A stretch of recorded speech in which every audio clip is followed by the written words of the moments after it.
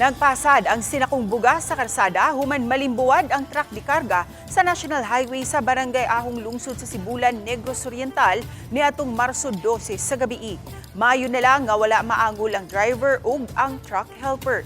Sa investigasyon, gikan pa ang truck sa Dumaguete City paingon sa pantalan sa lungsod sa Amlan aron ikarga ang truck sa barko nga mulawig paingon sa lungsod sa Siquijor.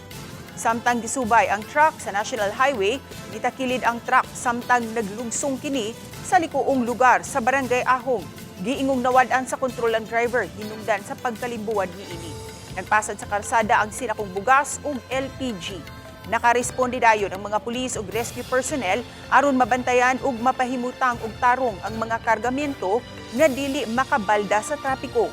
Gitutukan karon sa kapulisan ang posibilidad nga overloading ang maong truck.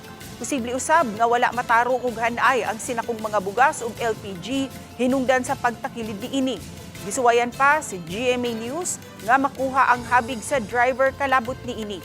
Padayon pa ang investigasyon alang sa maong insidente.